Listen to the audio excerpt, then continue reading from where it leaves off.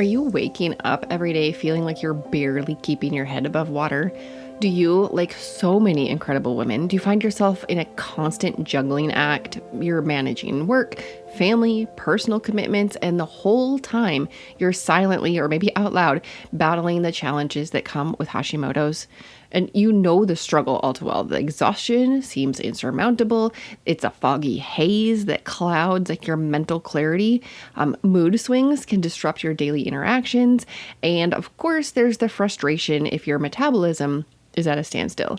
And then there's time, or rather the lack of time, and that just makes everything feel bigger.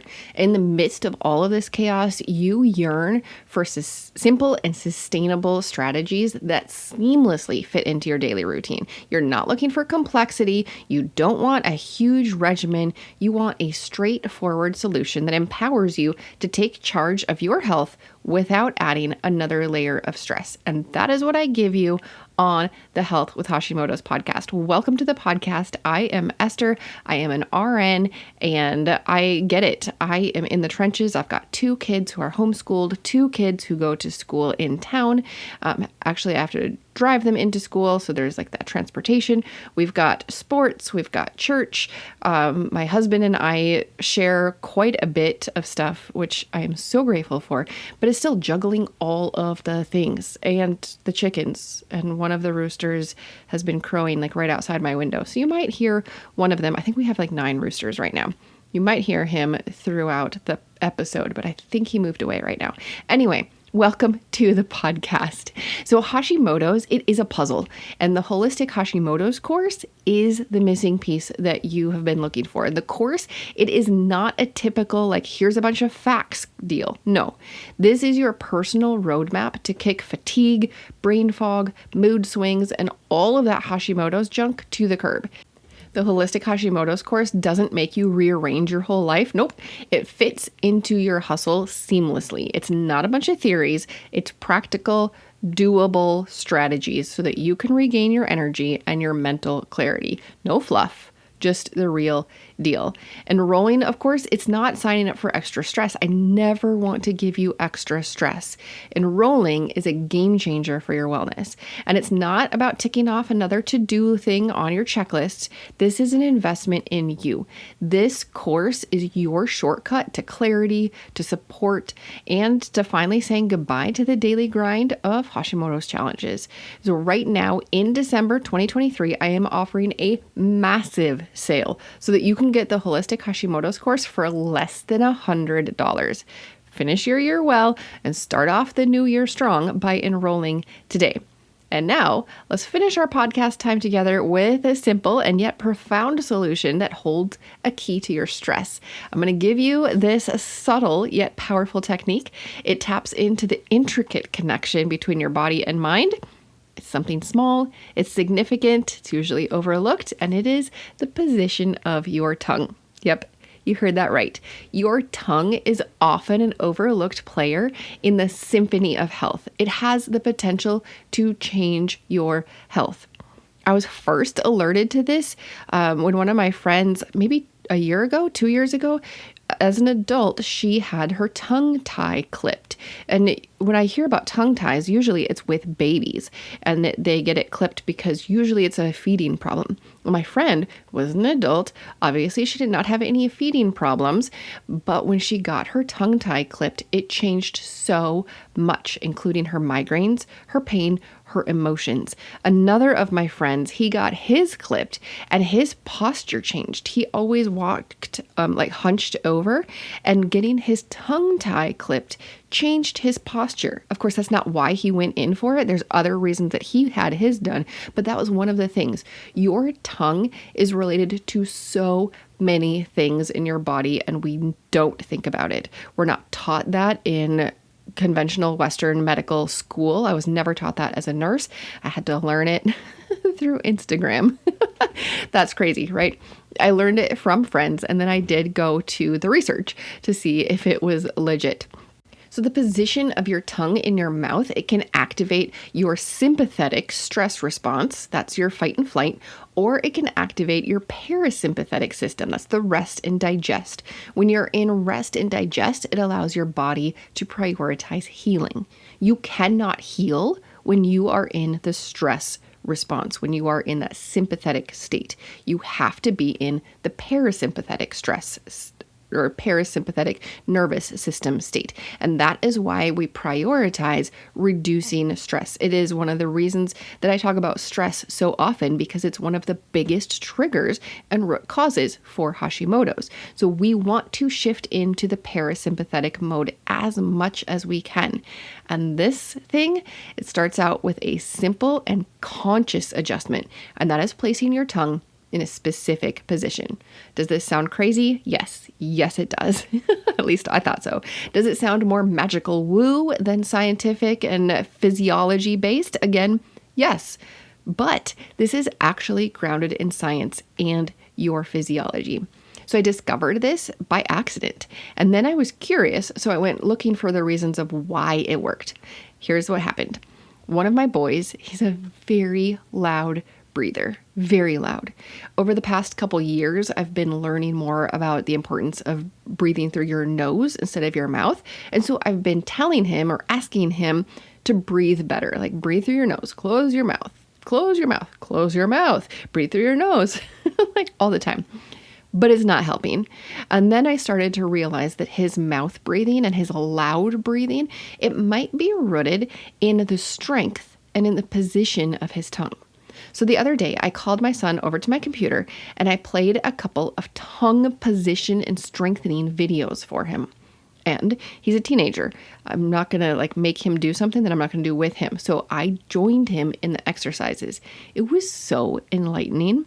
I thought it was going to be all about him, but instead I discovered that my tongue also needed some help.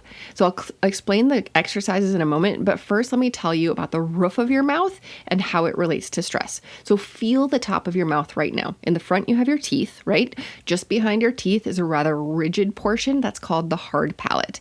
And then you have a drop off or a drop up, whatever you want to call it. And then that's where your roof of your mouth goes up and it's softer. That's your soft palate. Well, your tongue is designed to rest within the soft palate. In fact, if you think about it and if you feel it, the soft palate is actually shaped in the way that your tongue will fit there. For most people, if you have the MTHFR genetic mutation, your mouth can be a little narrower. That's one of the effects of that mutation. And there's other reasons for having too narrow of a mouth. But for most people, your tongue will fit into the soft palate. It might not be comfortable right away because you're not used to it, but that's where your tongue should rest. So where does your tongue rest? I had never really thought about it before. In the video that we watched, they said that your tongue should be up against the soft palate. And the rest of the day, I was consciously noticing where my tongue was hanging out. And it was at the tip was at the, right behind my teeth. It was on my hard palate. Every time I noticed this, I moved my tongue back to the soft palate position and it was weird. It felt very weird. But I'm typically a perfectionist, almost not always rule follower. I want to know why things are the way that they are, and then I'll follow the rule, right? So I wanted to do this right, quote, right. So I persisted in moving my tongue back. And also I had to relax my jaw because moving my tongue, it took a lot of work actually to get it in the exact right spot. And I noticed that every time I did that, I would clench my jaw as I was trying to get it fixed. So I would move my tongue, relax my jaw, and then move on. And sometimes it wasn't even more than 2 minutes when I realized, oh, my tongue is up front near my teeth again. And then I would move it back. So what happened next just blew my mind. I've been working on my heart rate variability, or my HRV, since I bought my Aura ring about 1.5 years ago. Now, your HRV is a measurement of how your body is handling stress. We've talked about it before on the podcast. And as hard as I've worked, I've had a very difficult time improving this metric. I am typically in the high teens or the mid 20s. Occasionally, I hit the 30s and I'm super happy. Those are low numbers for my age. I am in my 40s. I am a female. You can look up a chart, and there's really not like one specific number that you should be. It's a range, but I am very low for my gender and my age. So, and what this tells me is that my body is in a stress response, or it's not handling stress very well. So the day and 2 and 3 after I started moving my tongue, guess what happened? My HRV dramatically went up. I had 2 days in the 30s, and one day I hit 42. I have never hit 42. I've never hit 40 in the entire time I've had my Oura ring. I've never hit 40, much less 42. So of course I was curious. I mean, I've been checking my HRV every single day for a year and a half. What happened that made it jump to 42? The only thing I could connect it to, the only change, was my tongue positioning. So I started looking at the peer-reviewed research, and this is what I found out. One study found that placing the tongue on the hard palate, that's the part in front, it results in a significant reduction in the HRV. And that is what I had been having for a year and a half. I typically kept my tongue at the front of my mouth, at the hard palate, and my HRV was reduced, at least compared to what I expected when I compared myself to other people of my approximate age and my gender. Another study stated that if the tongue is positioned on the hard palate, your sympathetic system, that's the fight and flight, is activated. But if you position your tongue against the soft palate, that's the part in the back, your parasympathetic response will kick in. That's the rest and digest. And I want to note here that your tongue placement, it doesn't seem to override the other things that you can do to activate your parasympathetic nervous response. We have talked about other things on the podcast, diaphragmatic breathing. I talk about that a lot because it's something easy that you can do. And there are other things that you can do to activate that as well. But the position of your tongue seems to play a role in just your unconscious habits of activating your stress response. So was I stressed when my tongue was at the front of my mouth? No. But did my body interpret that as stress? It did. So now I am working on moving my tongue to the back of my mouth. So I promised you some exercises that you can do with your tongue and some ways that you can check to see if it's strong. And I have 2 videos linked down in the show notes so that you can watch them on YouTube. One of them starts out with you pushing your tongue out and forward as much as possible while you are seated with good posture. So you're sitting straight up, your head is in line with your shoulders, your neck is straight, and then you stick out your tongue and you breathe through your nose for 5 breaths. I could do that, okay? And then was the next part where you look straight up. So your head is tipped way back and you put your tongue straight up. So it's still, coming straight out your mouth, but now your head is pointing up. That one felt really weird. Like I could feel it pulling on different things in my body. Now your tongue it's connected to the fascia in your body. The fascia is something that we don't study very much because it's really hard to find, but it's like the connecting tissue over all of your muscles. And of course you've heard that your tongue is one of the strongest muscles in your body, right? Well, that's what they say, at least. And your fascia of your tongue is related to everything. That's probably why the position of your tongue can play a role in things like your posture. It can play a role in your lower limb strength. Your tongue impacts so many things. So the first exercise was point your tongue straight out and breathe 5 times through your nose. And then you're going to look straight up and do the same thing. It was hard to breathe through my nose for 5 breaths when I was looking straight up. Then the next thing is take a spoon or, a popsicle stick or something and put your tongue straight out and push against it with that spoon so that your tongue has some resistance. And then you're going to stick out your tongue and kind of push up. So your spoon or your popsicle stick or whatever is pushing down on your tongue and your tongue is pushing up. And then you're going to, of course, reverse it. And you're going to put the spoon or the popsicle stick under your tongue and you're going to push down. Then you do the same thing to the right and the left. You can also do this one inside of your mouth. So you can do it with just your fingers on your cheek. We do it on the drive to school when I'm taking my kids to school. So put your tongue on one of your cheeks and push out, and then use your hand and push in. What happens when you do that? Like, I hope that you're doing that along with me. Even if you're driving, you can push on your tongue, through your cheeks, so you're not getting all slobbery, and so that you don't have to worry about washing your hands. Is one side weaker than the other? It was for me, and it was fascinating. Like, why is one side weaker? I don't know. I really don't know, but that's one thing that I'm working on now. So every day on the drive to school, we do our tongue exercises. I obviously do not put my head straight up and put my tongue out, because then I could not watch the road. Safety first, right? We don't want to get into a car accident because we're doing our tongue exercises. But you can, poke your tongue out through your cheek or at your cheek. You know what I'm talking about. How would you say that nicely? I don't know. You're going to poke your tongue through your cheek and then push it with your finger on both sides. This is strengthening your tongue. You can also move it around and around and around on the outside of your teeth, under your lips. So you're still keeping your tongue in your mouth, and you go around in circles 5-10 times, and then you go the other direction 5 or 10 times. All of these things are working to strengthen your tongue, and there's probably more things that you can do as well. I figured with those couple videos and those different exercises, we had enough. So now my son and I were both working on our tongue strengthening. Eventually, I hope to get him to be breathing with his mouth closed at night. Do you know how you breathe at night? I do have mouth tape. I don't know if you've ever heard of mouth taping. It's, if you don't want to use regular tape, which you can get special tape, and mine is in a little X shape, and you put it over your mouth, and then you go to bed.